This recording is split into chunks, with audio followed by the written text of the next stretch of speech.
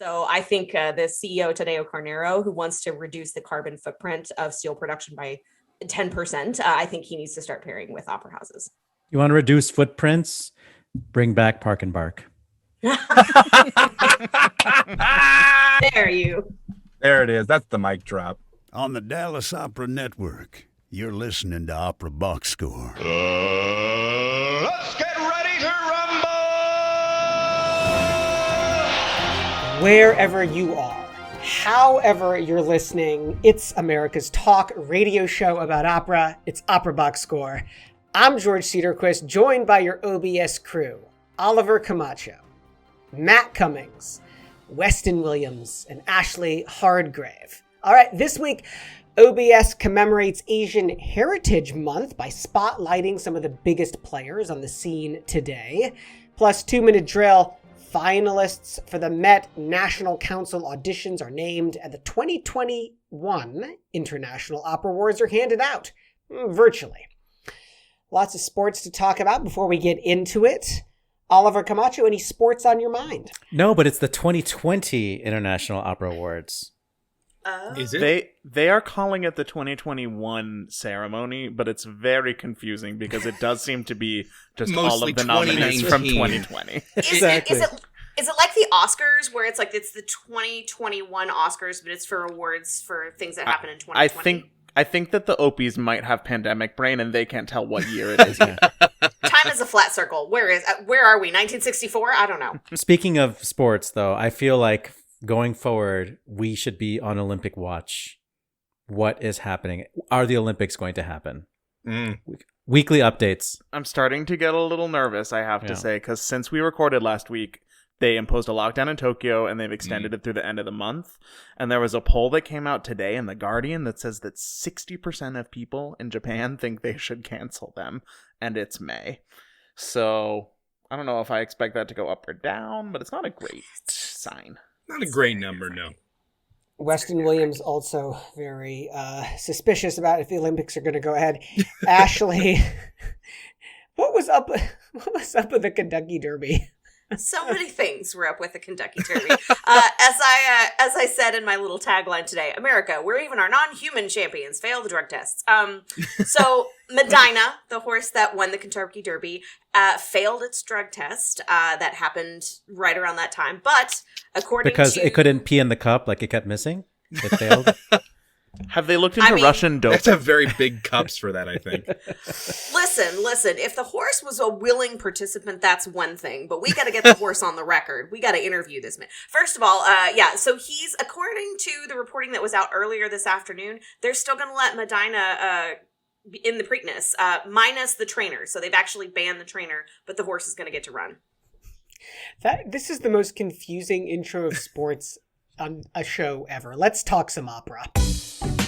Chalk Talk on Opera Box Score. Podcast listeners, you just enjoyed Sumi Jo in an aria from an operetta by Jacques Offenbach. Who knows what operetta that was? It's just one of those things that has just scales and staccati and lots of eyebrows going up and down as you go up and down all those passages. Recorded in 1995 in Korea with the London Philharmonic, starring arguably the biggest name of the Eastern Asian opera singers, Sumi Jo. She's a singer that I've just adored ever since I was just a little wee one. So many things to love about Sumi Jo. She was 21 when she entered the Accademia di Santa Cecilia, where she studied with, among others, Carlo Bergonzi. She made her debut in Europe singing the role of Gilda in Trieste, Italy, as a 24-year-old. Wow. She was sort of discovered by Herbert von Karajan, who picked her to sing Oscar in his recording of Ballo and Maschera, opposite one tenor we don't talk about anymore. And she was going to sing that same role at the Salzburg Festival, but then Karajan died and she didn't get to debut that year. But of course, she went on to sing at the Salzburg Festival many times after that. Her Met debut came at age 27. also in the role of Gilda. She came to Chicago in 1990 to sing Queen of the Night, making her Chicago debut. Sumi Jo is a singer that I think of when I want to hear just frivolous, fun, fast passage work with pinpoint staccati and brilliant intonation. I don't really look to her when I want to hear a lot of language or like interpretation, you know. When you just want fun, we just want to like eat candy, you know, or like eat pastries, you know. That is Sumi Jo. And she is such a showman or a show person. She's really into fashion, and she is known to wear multiple gowns in her performances, her concert performances. She works with certain designers. I think right now she's working with a female Korean designer specifically, but she has worked with many designers, and she loves volume in her clothes. And just the concert blacks are not sufficient. Actually, she says, I don't wear black. I don't wear deep, dark colors, because she says, exactly. I want to pop. I want there to be color on the stage. And she loves a tool, you know? So look up Sumi Jo. We'll probably include some images as I'm talking here for the video version of this podcast, but just look it up and you could see decades worth of gowns. She's worn over 300 outfits on the stage. And she loves to do it. And she talks about it. It's like, yeah, it's like, you know, we want to give the audience something to look at, and I want the gown to like match like the flavor of the music, you know? So if it's like a charity concert, I'll wear something more demure, you know, if there's children in the audience, you know, but if it's like a Baroque piece, it'll be like brocades and stuff like that. And if it's, you know, whatever, she has definitely like a style that she's going for. And I think she is still single. And she has been interviewed many times, and she seems very open about her personal life. She loves animals. She loves Italian food. She lives in Rome. And she is a big dog person. And I think you can often, when she's singing at the Met, people always mention like how you'll see her like walking through Lincoln Center, like wearing a baseball cap and like carrying a small dog. Yes. This is my dream life. This is my dream life. She's old school, and she talks about food and weight and how there's pressure to be thin, and how she doesn't eat when she has to perform, like, you know, and all she wants is to like eat pizza and pasta. She's crazy about carbs, but she's very disciplined. And she talks about her mom sometimes in her interviews. And I get the feeling, as, you know, somebody who's half Asian, that maybe her mom was a Tiger mom. Her mom was a huge fan of Joan Sutherland. And you could definitely see the influence in repertoire with Joan Sutherland. And there was one anecdote that she tells often where she was singing a concert, I think in France, and her father was on her deathbed. And her mother said, no, you do the concert because the audience paid to hear you. And she dedicated the concert to her dad, who died while she was singing. So gosh. I don't know. There's a lot of stuff there that it's none of our business, but it's out there for you to read if you look for it. But ultimately, she is a singer that just gives joy. And I applaud her for that, for knowing that that's what her skill is. And she is so accurate in her passage work, and she can sing as fast as Beverly Sills or Amanda Forsyth. Speed is on her side. And, you know, she's recorded, I don't know, a gajillion solo albums at this point, and she's sung everything. If it has passage work in it, yeah, sure, I'll sing it. And honestly, speaking of Joan Sutherland, the first time I ever heard Sumi Jo was that album that she made with Richard Bonning, with Richard Bonning, of the French opera Chestnuts, of like a long list of operas that you've never, ever, ever, ever heard of. And each one is 7 minutes and has 9,042 notes. Yeah. And just like, and she memorized this. If you look at her concerts, she's memorized this stuff. So it's insane. One last thing before we go to a clip, which will take us to our next choice for today. She was nominated for an Academy Award. I think she's one of the few opera singers in recent memory who has been nominated for an Academy Award for a film called Youth from the 2016 awards. So it's probably a 2015 film. I think Lady Gaga sang on that Academy Awards, and some other people sang, but she was not invited to perform at the Academy Awards because they thought that her piece being classical and like 6 minutes long wouldn't translate for the Oscars broadcast. And there was also a transgender artist or a non-binary artist that was nominated that year who was also not invited to perform. So it's funny how like the 2020 and the 2021 Oscars are like Revenge of the Koreans. Like, don't you cross Sumi Jo. She's our national hero. Now we're going to win everything from here on. Here is a concert from 2006 with pianist Vincenzo Scalera singing one of her hits, theme and variations on Twinkle Twinkle Little Star by Adolphe Adam. A vous dirai-je, maman. So I would like to admit something to all of you. My name is Ashlee Hardgrave, and I am the newest president of the Sean Panikar fan club. Is that on GeoCities? It's an Excite site. Yeah. It's got music that plays in the background and everything. Here's the thing. I am fascinated with, and in all the ways that it is acceptable for me to love a happily married man, I am in love with Sean Panikar. I love his voice. I love who he is as a human. He's just such a fascinating individual to me, and I'm always really into folks, the non-music side of really great musicians. I want to learn more about that. And he's just this skilled tenor. He's in his prime. He just finished up Siegfried in the lyric production of Twilight Gods with friend of the show, Christine Garkey. He is this multifaceted guy. He's got a lot of nods in his story to that notion of sort of cross-cultural, interdisciplinary. You know, he sings Rodolfo and Jose and Tamino. He made his Met debut in Mano Lescaut with Karina Matila. And most importantly for our show, he is a huge sports fan and a sports radio junkie.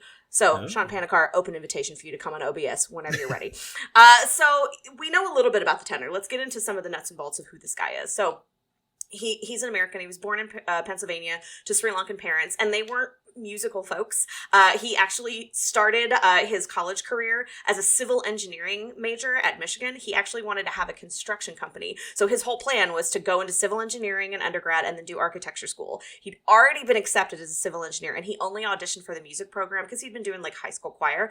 He did it as kind of a thank you, a nod to his high school choir director. He got in, and so he was a double major in music and engineering at the University of Michigan. Let's think about that for a pairing. second. Goodness he was gracious. a double major in engineering and music at University of Michigan. But Good thing neither of then those are time-consuming courses of study. I imagine there's a lot of overlap in the gen eds.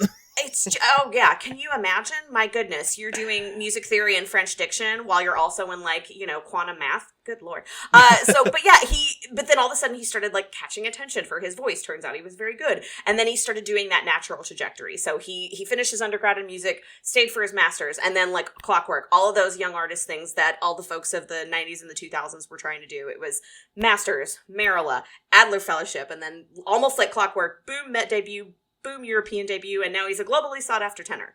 End of story. Just kidding. Not at all. There's so many fantastic things about him.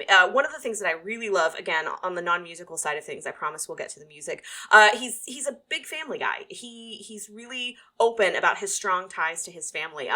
This is really cute. I have to share this with you. This is a quote from an interview.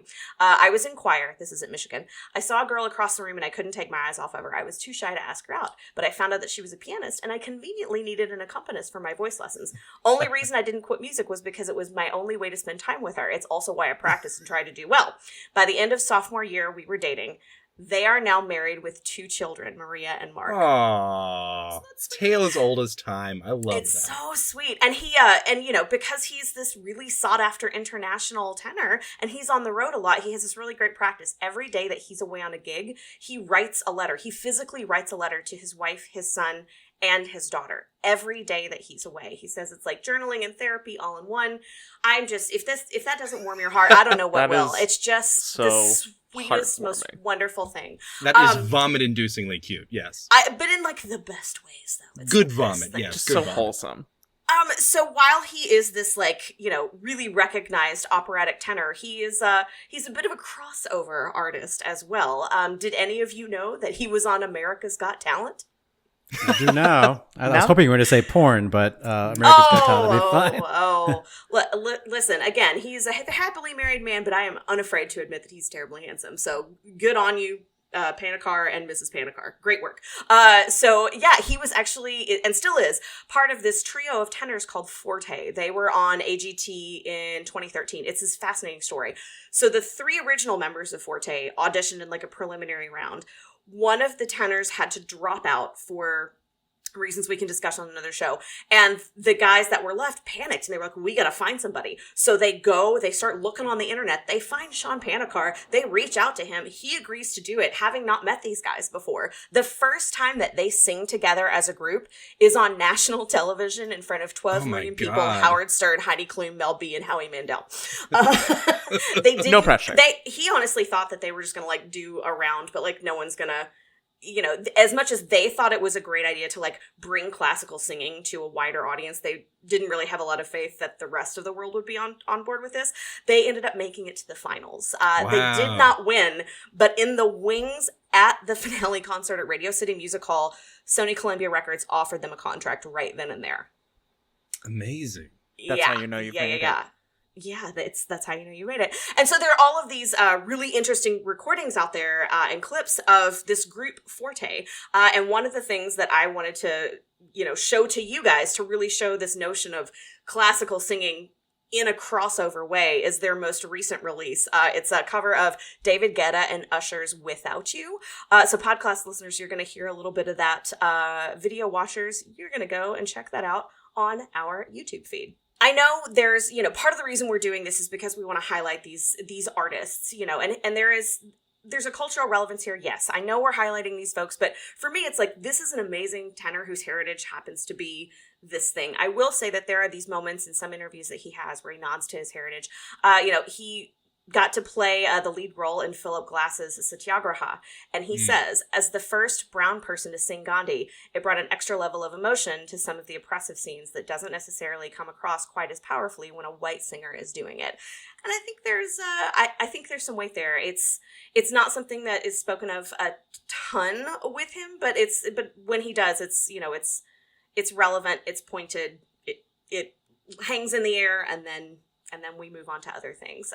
Speaking of moving on to other things, let's talk about this actual voice, the voice that has gotten him this incredible career that he currently has. Opera News said this once about him, and they get it right. The voice is firm, it's sturdy, it's clear.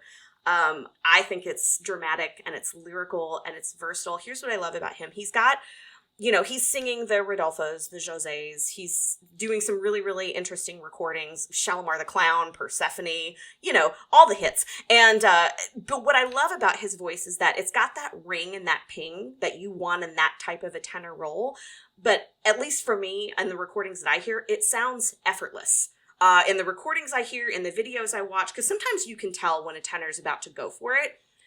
There is no read with him, and there's no audio read when you're hearing him go to approach something high. It shoots out of the back of his head in a thing that defies the laws of physics. I don't know how he does it, but it's extraordinary. It's absolutely beautiful to listen to. There's a lot of clips floating around of him and Nicole Cabell in Bohème. I think they did it for Pittsburgh in like 2019.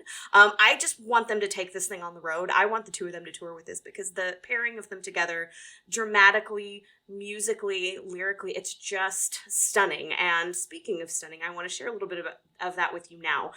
So this is an excerpt from Cajalita Manina from that 2019 Bohème in Pittsburgh. You will, video watchers, you'll not see it. It's in the playlist. Audio folks, Nicole Cabell is watching him lovingly, but you will not hear any of her. This is just Sean Panikar singing an excerpt of Cajalita Manina. And Nicole Cabell sighs. Yes. So there you have it. Those are some things. I mean, you're going to find a lot of different clips of him floating around. It's one of the great things of singers that are getting more famous now is we're starting to see a lot more video clips. One of the other clips that is a total delight, and I picked this exclusively for George. This is a bonus track. Sean Panikar is a dual alum of the University of Michigan. And so University of Michigan this year, as an honor to and a tribute to their 2021 graduates, just put out last week a video of this gorgeous arrangement of the alma mater for University of Michigan, the yellow and blue. It's absolutely stunning. And it's, again, a little nod to that classical crossover, because you can hear a really beautiful classical technique in his voice, but he softens it enough to sound a little bit contemporary. Apologies for the siren that's going on outside my window. And it's got friend of the show, Janai Brugger. It's got Sean Pankar. It's got Broadway star Taylor Lauderman. And it's got Broadway and opera star Jonathan Christopher. So go ahead and check that out on our playlist as well. My choice for this segment, I knew that my compatriots would go in a more singery direction, so I wanted to find a composer who really exemplifies sort of the best in what's happening now in opera. And for me, one of the most fascinating composers who is working right now is Du Yun. She was born in Shanghai and moved to the United States. And she is really, I do not exaggerate, one of the most interesting composers currently working today. She hasn't done many operas yet. She's worked on, I believe, three full operas, and she contributed to a fourth one. But she's already won a Pulitzer Prize for one of them, along with friend of the show, librettist Royce Vavrek, for her work on Angel's Bone. That was my introduction to her. That was that was just quite an introduction, to say the least. She has this really interesting approach to polystylism. I mean, you all know my pining for Russian composer Alfred Schnittke, who is also known for that sort of thing. But whereas Schnittke's kind of like thumbs his nose here and there, and he brings in deliberately like low art, quote unquote, to the high art, and is really sort of trying to get almost a rise out of the audience. Du Yun really kind of plays it completely straight. This is a brutal opera. This is not an opera for everyone. I will go ahead and say that now. It concerns themes of sex trafficking, sexual violence, and things like that. But you are never at a point where you are shrinking back from the horror just because it's a show. And that's really remarkable too, because opera is such a heightened art form. I think sometimes there can be a safety in that, where you're sitting, you're looking at a proscenium, you're hearing the orchestra, soaring. You see, you hear voices that are not typically what you hear on the radio. There is no safety net when Du Yun is writing, and that is especially the case in Angel's Bone. She jumps from faux Renaissance polyphony straight into hip hop, post-punk sort of sounds to avant-garde, minimalist sounds, and it works. It really, really, really works. To give you sort of like the 2-minute sort of synopsis, 2-sentence synopsis, basically a male angel and a female angel fall to Earth, and this couple that's sort of down on their luck find them, and instead of helping them with whatever they need, they decide to literally clip their wings and hold their feathers hostage in exchange for being essentially forced into sexual slavery. And it is family show. It is not a family show, but the scene with like the clipping of the wings is just it is painful, like physically painful to listen to, and your heart just rips for it. The horror in the story is there, and you hear it in the work, and it's very much a kind of a big story. Du Yun often talks about her cross-cultural sort of influences coming from East Asia and the world of the West. And unfortunately for many people, that meeting comes in the form of sex slavery, particularly in the South Pacific and places like that, where, wealthy Westerners and wealthy Chinese businessmen will, essentially do these kinds of things, and really opening the eye onto that in a really uncomfortable way, but in still a kind of a cathartic way is just, it's exactly the kind of stories that I think modern relevant opera should be telling. That being said, not one for everyone, but I did make sure that the playlist did not have any video, so you can just listen to it. This is a scene from the original cast recording. If you're listening to the podcast, it features the two angels after they've fallen to Earth as the human couple tries to figure out what to do with them. You'll hear that the male angel is sung by Kyle Bielefeld, I believe is how you pronounce it. He's a traditional operatic tenor, and Jennifer Child plays the female angel, and she is singing in a much more pop punky sort of way, very amplified, and the way their voices interweave is very interesting, but it works. The couple in the background trying to figure out what's going on are played by baritone Kyle Fortmiller and mezzo-soprano Abigail Fisher. Of course, that isn't the only opera Du Yun has done, and I think that on the other hand, you have this brutal work like Angel's Bone, but she's produced some really beautiful works, and one that I keep going back to is her selection for the opera 8 Songs from Isolation, which premiered during the pandemic. It was shot completely on iPhones all over the world, multiple composers, multiple singers, and I think my favorite section from the piece is her aria, Every Glass a Spring, sung in, I believe, Cantonese. I could be wrong, it might be Mandarin, by bass baritone Shen Yang. And he's just staring out a window wistfully as sort of time passes, just by himself, alone in the pandemic, accompanied by a sheng and a pipa, which are traditional Chinese instruments. So cool to hear that music, Weston. Thank you for sharing with us. I want to turn back a little bit more to where we started, the singers. And I want to talk about the Korean soprano Hae Jung Lee. She is a Korean coloratura soprano who's really made a name for herself in the last decade, singing both like soubrette type roles and the really high flying coloratura things like The Queen of the Night, Zerbinetta, Lucia de Lammermoor. And while all of those roles require high notes, they require a lot of charm, they require a lot of character work, they require completely different things of the voice. Even though it sounds high to all of us who are not sopranos, the way that it goes high really matters with music like this. The approach to it, how high you stay there, kind of like what is the weighted average pitch of the aria, is its tessitura, and those can vary greatly even with all of these warhorse arias like that. So to have Hae Jung Lee is a singer who really is leaning into her versatility early in her career and making quite a name for herself with it. She's a graduate of Seoul National University, Dresden, Mannes, got a diploma from Indiana University, and went on to be a fellow at Merila. Her main breakout was 10 years ago in 2001 when she appeared on a competition, not America's Got Talent, like Sean Panikar, but the one and only BBC Cardiff Singer of the World. And then late that same season, she made her debut at San Francisco Opera in the role of Madame Mao in Nixon in China.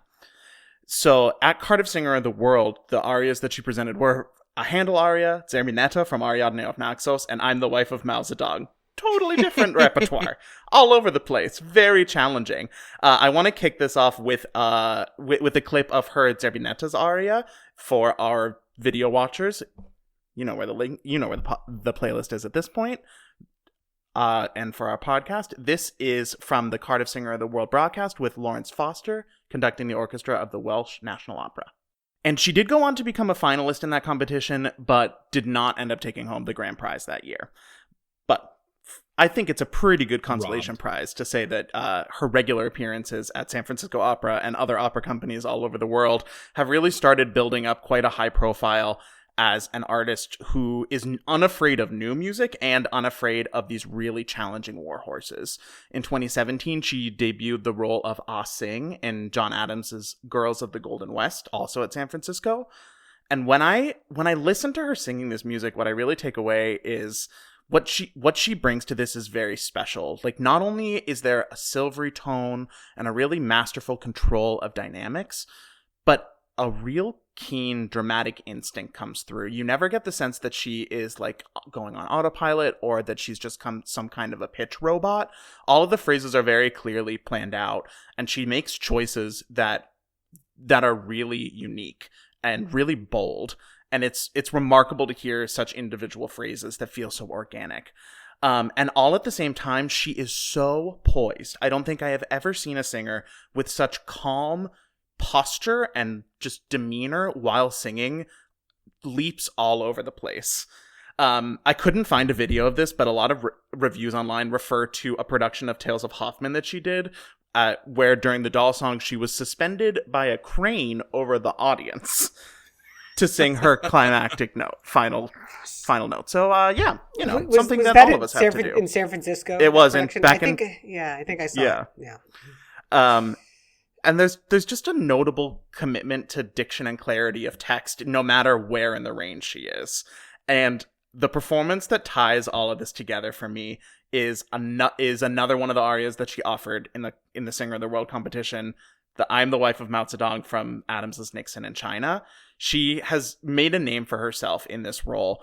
And not only is it notoriously difficult, but she has dialed it up to 11. The speed of this aria in this recording is a good 2 minutes shorter than almost any other recording of I Am the Wife of Mao Zedong that you can find out there. So it's exhilarating. Coincidentally, Matt, the phrase pitch robot is now forever in my vernacular, and it also might be my new drag name. Leave it in, George. I'll wrap up our segment. I, of course, have a director, so there's no audio clip to share. Mojo. Is she a friend of mine? Yes, she is. Is she also a phenomenal director? Absolutely. Winner of Opera America's Director Designer Award some years ago. She has worked in this country. She's worked all over China as well, her home country. Works in both countries at this point, and definitely one to watch. Such an incredible use of design, of spectacle, of dreams and imaginations on stage. Mojo, one of my favorite directors. Getting into a few minutes of sports before we get to the drill. The Jaguars are signing Tim Tebow. In the words of Letterkenny, allegedly. So this has just started coming out in the last day or so. So the word on the street is yes, the Jacksonville Jaguars are going to sign Tim Tebow.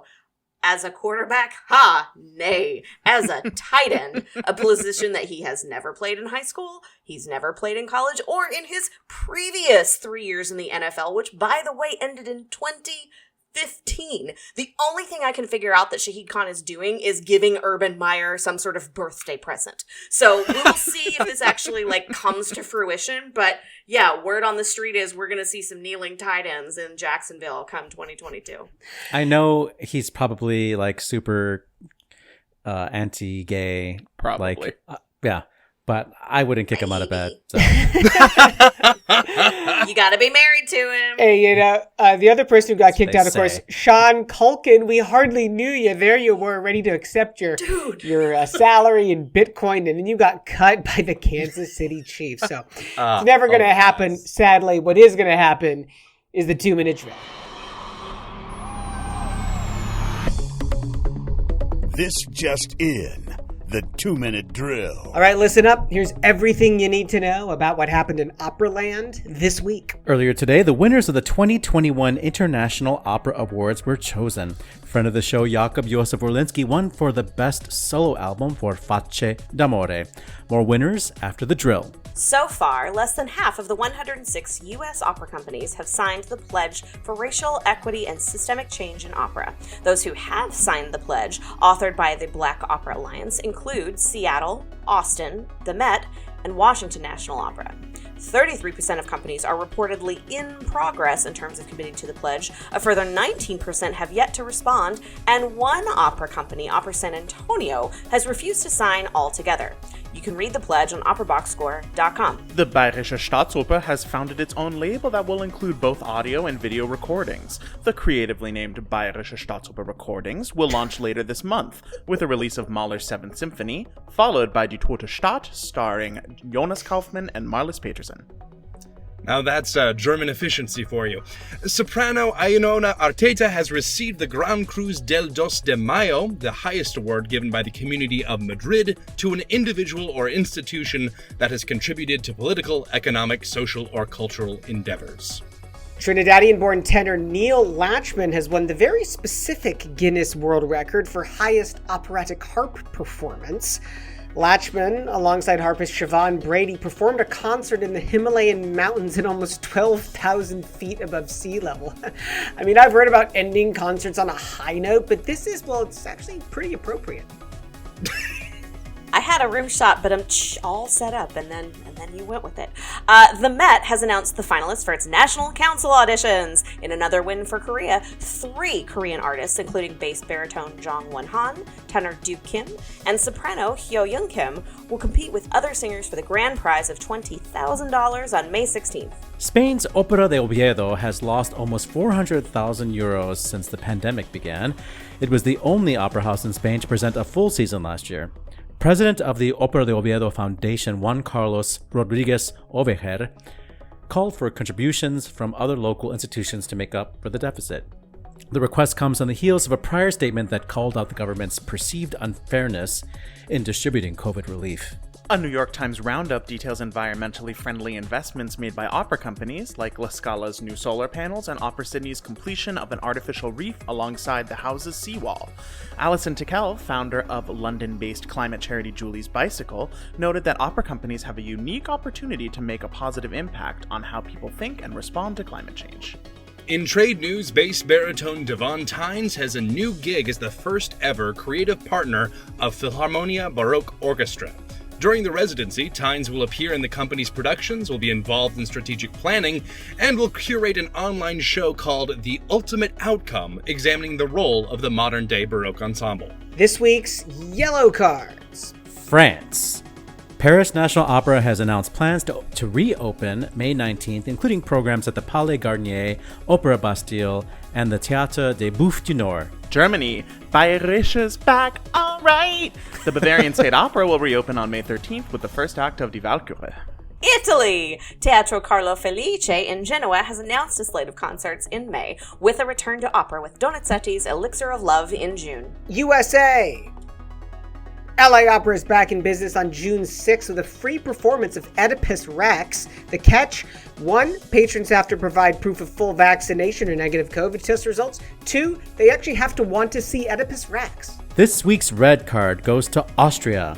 Schibertiade has canceled all performances in their first concert series. And on this day, May 10th, in 1824, it was the first performance in the U.S. of The Marriage of Figaro, sung in English at the Park Theater in New York City. Ambroise Thomas' Angélique et Médor premiered on this day in Paris in 1843. In 1894, it was the first performance of Richard Strauss's opera Guntram in Weimar. And in 1907, it was the first performance of slighted OBS March Madness Elite 8 opera Ariana and Bluebeard by Paul Dukas, and I'm not bitter about it.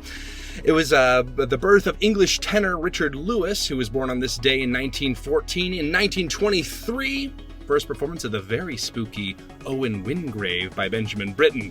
In 1942, it was the debut of soprano Dorothy Kirsten as Mimi in La Bohème. And in 1997, first performance of Philip Glass's opera The Marriage Between Zones 3, 4, and 5. That's a lot of barbers to marry off. And that's a lot of 2-minute drill. When we were doing our pre-show meeting, we were trying to figure out a simple way of talking about the International Opera Awards, and I was just so confused. So let me get this right. In the 2019-2020 season, shows and opera houses and artists did their thing. They were nominated for the 2020 Opera Awards in May. Those didn't happen. So those awards were just given out tonight in London. Yes. For things that happened 2 years ago. Which is why we have a situation where the Metropolitan Opera Chorus won in 2021 despite having all of 3 performances before the pandemic. Other quick highlights before George runs away with it. Mexico representing Javier Camarena winning Best Male Singer. We stand Liza Davidson, I forget, is she Swedish or Norwegian? Norwegian, I believe. Norway representing for Best Female Singer. Which is great. We know that friend of the show won for solo recital recording. The Readers Award, or the Matt Cummings Award, goes to Jamie Barton. Also, who I would have given it to out of this crop of nominees. So. Yeah, we stand. Young singers, they gave out 2, one for each cisgender, Javier Anduaga and Vasilisa Berzhanskaya. Never heard of them. That's why they're young singers. We'll get them on the show eventually. Don't worry. Uncle Oliver just tells it like it is, doesn't he? You know, you don't see the name Detlev Glanert often enough. And yet here he is winning the world premiere for his opera Oceana at the Deutsche Oper. I want people to write in. If you've seen a show by Detlev Glannert, I want you to write in operaboxscore@gmail.com. You can write directly to me because I have, but so have I. Which show did you see, Weston? I don't remember the name of it. It was wow, it was that good, huh? Yeah.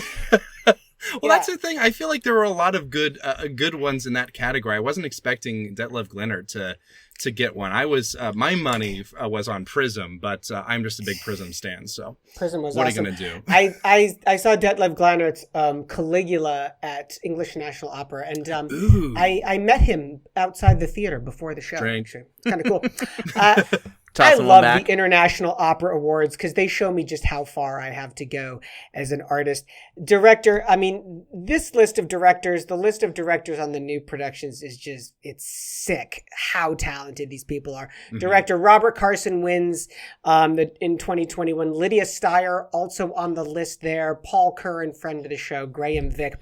Graham Vick didn't win for Best Director, but his company, the Birmingham Opera Company, wins the Education and Outreach category. Of course, Chicago Opera Theater nominated for this same category just a few they won years ago. 2018. And winners, were they not? I think so, yes. And winners as well. Yeah, 18. Birmingham, it is a much maligned city. You know, it's second or third largest city in England. And the connection between that opera company and the city of Birmingham, the way that Graham Vick has enabled the community of Birmingham to be in the audience and on stage in those productions is nothing short of miraculous. Absolutely, they should win. I don't know, George. I think they kind of stole it from Birmingham, Alabama's opera company, my alma mater. But, that's just me. The Metropolitan Opera National Council is packed with Americans and Koreans. So I'm just curious to see if we're going to continue the trend of correcting Sumi Jo's being wronged by choosing one of these Koreans to, that 5 end up actually winning in the end. But it'd be great if Duke Kim takes home the prize or one of the prizes. I think he's fantastic. He was considered for the Ryan Opera Center here in Chicago. He did not get selected. I think that was a big mistake. I think he's going to go far. So those results out on May 16th. So next show, we'll be able to talk about those. Sure will. I loved this article about the green potential and the green impact of opera. I've said it before. I'll say it again. I'm not going to get out the Sharpie. I'm going to get out this biodegradable pencil. There you go. Message. Theater is a wasteful art form. This idea that we build sets and we throw them away, that we build these costumes, then we essentially, some are put into storage, yes, but eventually they're thrown away. The amount of electricity that's used. I love these initiatives, right? So we're switching out in many opera houses now LED lights for what were originally filament bulbs. We're considering. Let's go back to candles. Now that would be exciting. With all that fabric. All that fabric. Yes, exactly. Next, we're going to suggest that we bring back the whale fat lanterns. Come on. I will say I'm really excited by some of these initiatives, and I pointed out that Opera Australia, I believe, is already carbon neutral for a couple of years now, which I think is great. I think that'd be a great goal for essentially all opera companies to have in the near future. I mean, when your opera house is right next to the Great Barrier Reef, that, it's going to be very top of mind. Sure. What comes to mind for me reading this article is there is such a luxury premium for being able to be eco-friendly. And so many of opera sponsors tend to be very ritzy companies. So I do hope that this continues to spill down into more affordable levels of things, but absolutely a great start. What I also want to see is, as many of these opera houses begin to age, if there's going to be new construction, that's where I want to see the greenness take hold, especially in these companies that are a little bit younger and newer and have a more energetic feel towards opera. The country of China has been just injecting funding into the arts for the last 15, 20 years, and they're building houses left, right, and center. So what I would love to see is for the greenness to spill over into that new construction. There's this company, it's a startup out of Boston, it's called Boston Metal, and basically they are coming up with green steel, which is the foundation of every single building. So I think the CEO, Tadeo Carnero, who wants to reduce the carbon footprint of steel production by 10%. I think he needs to start pairing with opera houses. You want to reduce footprints? Bring back Park and Bark. How dare you? There it is. That's the mic drop. Good call. Bad call on Opera Box Score. All right, we're going to wrap the show up. Good call, bad call, Oliver Camacho. I don't normally like to promote things that I did, but Nicholas Pond came on my show on WFMT, and it's available to be streamed until not February. What month are we in? May? Are we in May. 2021? When are the Opera Awards? May until May 21st. So go to WFMT.com and find that episode of Listening to Singers. He talks a lot about identity. We didn't talk about gay stuff. We did talk about being biracial and being an Asian male singer. And he has said some really trenchant things about that. And so go listen to it. Matt Cummings. So I had a Weston Williams moment this weekend. I've been watching the AFI Top 100 movies in order, and I got to number 30 this past weekend, which for all you AFI stands out there, you know already that I saw Apocalypse Now for the first time. And I really know why that scene's iconic now. It's a bop. I'm going to have to watch it like 4 more times this week. And tie in with opera. Ride of the Valkyries, yeah. That's the one. That's the iconic that was scene the, to which that I was what was referring. I said. Oliver, Okay. Thank you very much. Just to spell it out. I like to leave him wanting more. Weston Williams, go. My bad call is Oliver not knowing about movies, but my good call, I did want to wish very good luck to my friend Emily Sierra, who is competing on Saturday in those National Council. Doesn't sound auditions Korean to me. earlier. Yeah, well, if any American must win, Emily Sierra should do it. Ashlee Hardgrave. Over the weekend, Chicago lost an arts titan. Jim Mabey passed away earlier in the weekend, and he and his wife Kay are the reason that most of the, at least musical arts currently in Chicago exist, and radio arts. If you're a Chicagoan, you know about the Jim and Kay Mabey Performance Studio, where all of WBEZ broadcasts from. They are pivotal members and donors for the Chicago Symphony, for the Chicago Lyric Opera. They were the founding donors and original board members for the city's performing arts high school, Chicago High School for the Arts. Jim Mabey is the reason that arts exist in Chicago the way they do today, and he will be greatly missed. So I encourage you to check out some of the tributes that will be coming out of this incredible man and his wonderful life. So rest well. That's it for this week's edition of America's Talk radio show about opera. Our announcer is Norm Woodel. He's at normwoodel.com. On Facebook, search for Opera Box Score. On Twitter and Instagram, we're at Opera Box Score. Help us deepen that bench of listeners by liking and sharing our social media posts. Email us your hot takes, operaboxscore@gmail.com. Subscribe to the podcast on Stitcher, or just favorite the show on Apple Podcasts. The views and opinions expressed on Opera Box Score are solely those of the show's creative team. Any rebroadcast, reproduction, or other use of the accounts of this show without the express written consent of Opera Box Score is, you're fine. Our creative consultant is Oliver Camacho, our audio and video editor Weston Williams, for your co-hosts Matt Cummings and Ashlee Hardgrave. I'm George Cederquist, asking you to continue the conversation about Sumi Joe's gowns. We're back with an all-new show next week, plus you'll get more opera headlines, more hot takes, and we'll find out who won the Met. Join us.